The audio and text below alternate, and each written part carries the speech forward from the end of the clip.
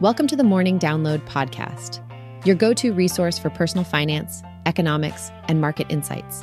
In just 8 minutes a day, we provide valuable information to help you make better money decisions. Don't forget to sign up for our free newsletter at https://www.morningdownload.com/subscribe. Let's dive right in. In today's episode, we'll cover Bitcoin's potential for a bull run, the stagnant stock market, record high prices of U.S. homes, the shift of family offices towards private markets, and ways to minimize crypto taxes. Here's some interesting news about the economy. It seems that U.S. homes are getting more and more expensive. In fact, in September, they reached a new record high in terms of prices. This marks the 8th consecutive month of increases. But why is this happening? Well, high mortgage rates are actually impacting the supply of homes, which is then driving up the prices. Now, here's the impact of all this. With homes becoming more expensive, people simply can't afford to buy new ones. As a result, existing home sales hit a 13-year low. However, there is a silver lining. Buyers are now turning to the new construction market, which has led to a 9% increase in new home sales compared to last year. Interestingly, builders have taken notice of this shift in demand. They are increasing the supply of new homes on the market. In fact, in September, almost 1 in every 3 homes available was newly constructed. That's almost twice the pre-pandemic share. Now let's talk about prices. They rose by 7% in September compared to the previous month. And if we go back a year, the National Composite Index shows that prices are up 9% from September 2022. It's not just the U.S. experiencing this housing price hike. Almost all states are now more expensive to buy homes in than they were last year. Most of the homes sold last month fell into the price range of $150,000 to $499,999.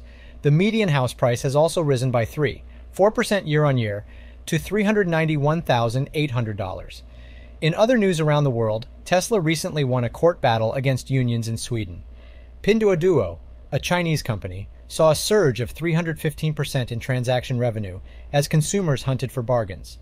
The New Zealand dollar also jumped 1% after the country's central bank held rates, but warned of more hikes.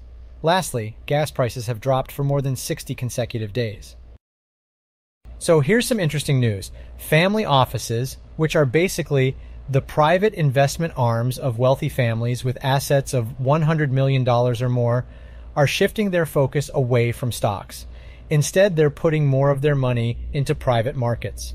And get this, they now have more invested in private markets than the stock market itself. That's a pretty big deal. According to a recent report, family offices had about 2% of their investments in private markets, which includes things like private equity, venture capital, and private debt. In comparison, their investments in publicly traded stocks were at around 5%. It's actually the first time that family offices have had more money in private markets than in stocks. So, why the change? Well, family offices believe that private markets provide better returns in the long run, all while avoiding the volatility that often comes with stocks. They've seen their stock allocation decrease from 31% the previous year, while their investments in private markets have gone up from 27%. The rest of their assets are spread out among things like cash, bonds, alternatives, hedge funds, commodities, real estate, and other investments. Looking ahead, family offices are planning to really focus on private markets even more in the coming months.